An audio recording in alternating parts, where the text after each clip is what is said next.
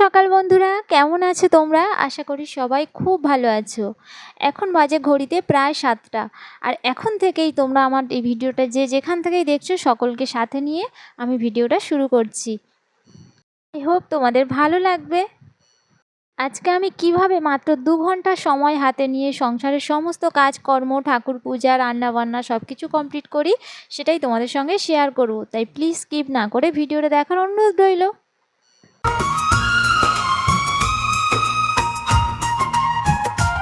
নিজের কাজের সুবিধার্থে আগের দিন রাতে আমি বাসনগুলোকে মেজে রাখি। সকালে যেহেতু রান্না সেহেতু সকালে বাসি কাপড়ে শুধু ঘরটা ঝাঁট দিয়ে নিয়েছিলাম।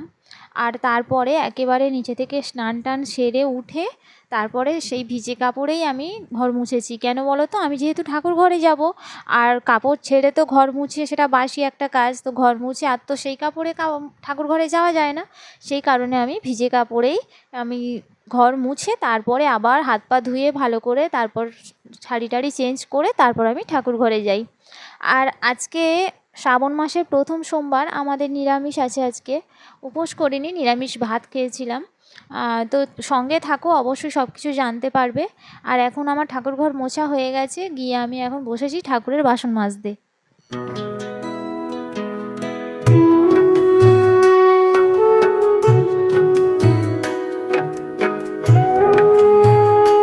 আমাদের বেশিরভাগ কাজটা থেকে থাকেই সকালবেলায়। সকালবেলা যদি একটু বুদ্ধি করে মাথা খাটিয়ে কাজ করা যায় তাহলে কাজটা অনেকটা হালকা হয়ে যায়, আমার তো মনে হয়। আর বিশ্বাস করো, সকালে যদি স্নান করে আমি ঠাকুর পূজা করে নিই, আমার কত তাড়াতাড়ি যে সব কাজ হয়ে যায় আমি বলে বোঝাতে পারবো না। আর যেদিন কোনো কারণবশত আমি সকালে স্নান পূজাটা করতে না পারি, সেদিন আমার মিনিমাম বেলা 2টো বাজবেই। এটা আমার মানে একেবারে অভ্যাসগত হয়ে গেছে। আমি সেই কারণেই চেষ্টা করি যখনই উঠি না কেন আমি সকালে স্নান পূজাটা সেরে নিয়ে আমি যেন সংসারের অন্য কাজে হাত দিতে পারি।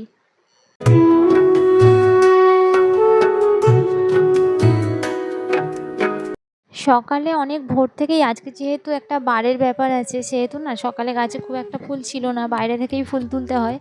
তবে যেটুকু পেয়েছি আমার ঠাকুর পূজা হয়ে যাবে। অগাধ ফুল যে দরকার তাও না। আর এই তুলসী গাছ আমার ছাদেই হয়ে আছে। তো যাই হোক, সকাল সকাল আমি বাবার মাথায় একটু জল ঢালবো সেই চিন্তাভাবনা করেই ঠাকুর ঘরে এসেছি। আর কি বলো তো, আমার শিবলিঙ্গটা একটু ছোট্ট মতো, একটা কেনার খুব ইচ্ছা হয়েছে, কবে কিনতে পারবো আমি জানি না। তো যাই হোক, এটা আমার বহু বছরের শিবলিঙ্গ। এই ঠাকুর প্রতিষ্ঠা করে আমি তারপরে দীক্ষা নিয়েছিলাম। সেটাই এখনও আছে, আর একটু বড় করে কেনার ইচ্ছা আছে, ঠাকুরমশাই দিয়ে প্রতিষ্ঠা করিয়ে নেব।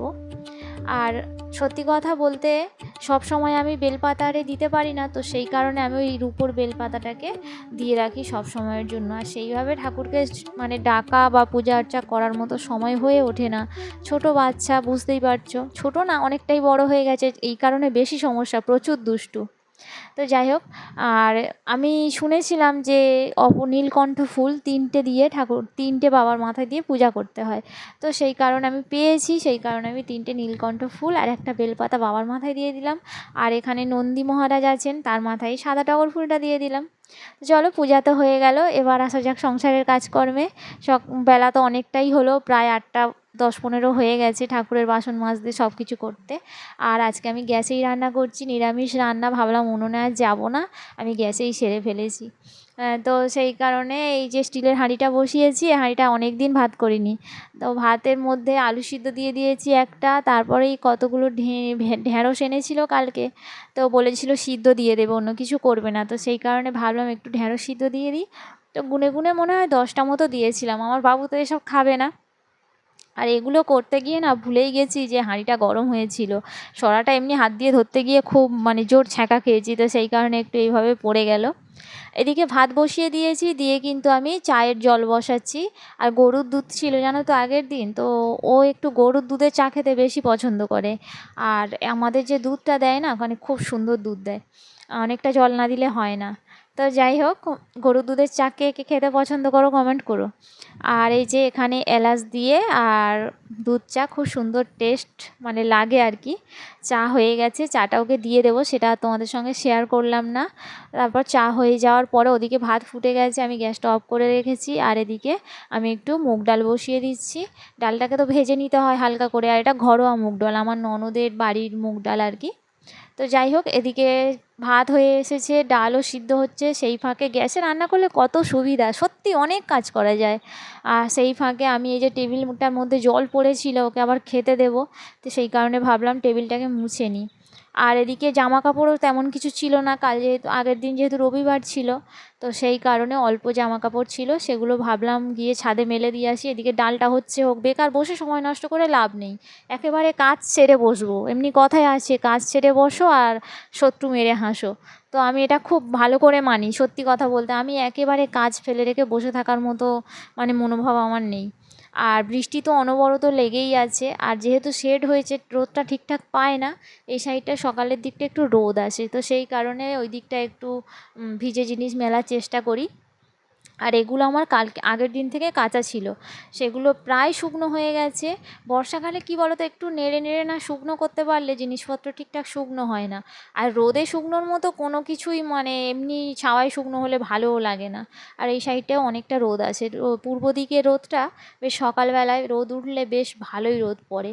তো যাই হোক, ওদিকে ডাল হতে হতে আমার ওদিকে জামা কাপড়ও মেলা হয়ে গেল, এর মধ্যে দাদাভাইয়ের খাওয়া দাওয়া খেয়ে দিয়ে চলেও গেল।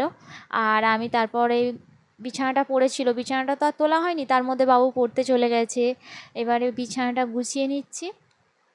সকালে মানে সবথেকে বড় কাজ কিন্তু ঘরের মধ্যে, ঘর পরিষ্কার করতে গেলে বিছানাটা আগে পরিষ্কার করতে হয়, কারণ বিছানাটাই হচ্ছে ঘরের মধ্যে সবথেকে বড় বস্তু। বিছানা যদি পরিষ্কার থাকে ঘরটা বেশি গোছানো মনে হয়, আমার তো তাই মনে হয়। তো যাই হোক, এদিকে বিছানাটাও গুছিয়ে নিলাম টান টান করে একটু। আর টান টান করে কতক্ষণ থাকবে, যতক্ষণ ছেলে ঘরে না থাকবে, তারপরে টান টান সব একদম অগোছালো হয়ে যাবে, সে কথা তো আর বলে কাজ নেই। এদিক দিয়ে পরিষ্কার করি আর ও ওদিক দিয়ে নোংরা করে। আমার এত বদমাশ, এত দুষ্টু ছেলে, বারবার বলছি, সেটা আমি তোমাদেরকে একদিন দেখাবো। তো যাই হোক বন্ধুরা, মোটামুটি সকালের কাজকর্ম প্রায় কমপ্লিট করে ফেলেছি। আর একটা জিনিস দেখানোর আছে, এই যে কাঁচের কটা জার কিনেছিলাম, তো ভাবলাম দেখাই কেমন হয়েছে, বলবে। আমি ঠকে গেছি কি তাও জানি না।